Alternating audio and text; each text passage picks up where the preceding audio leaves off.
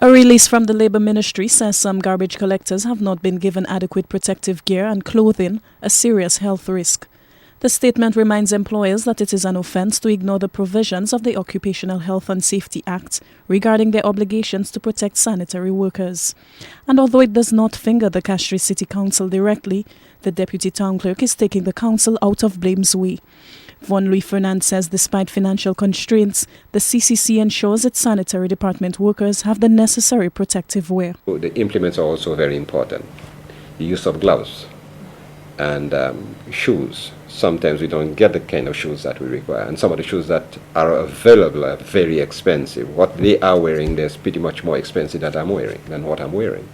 But I recognize that they work in a very sensitive environment, and so it is necessary that they are properly dressed, appropriately dressed. You know, whether they're pushing a barrow or whether they are in the drains, whatever they are doing, we ensure that that the safety comes first. Louis Fernand says he has not seen the Acting Labour Commissioner's letter, but says there is no need for a policy governing sanitary workers at the CCC. He says the current procedures are more than adequate. It is something that is generally well done. It's something that we recognized a long time ago, yes. And so,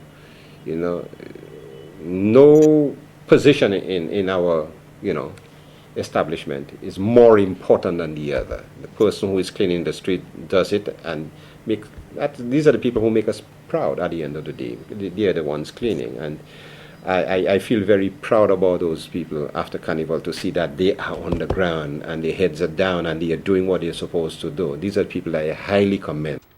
The Deputy Town Clerk says his men are protected and work well. Case in point, the clean-up after Carnival.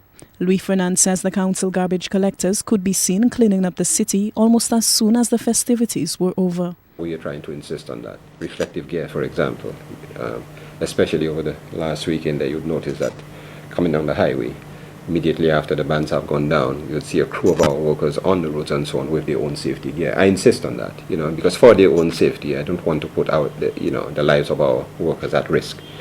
The City Council is responsible for garbage collection around Castries. The St.Lucia Solid Waste Management Authority and a number of private companies oversee collection in other areas. Alison Kentish, HTS News, Channel 4.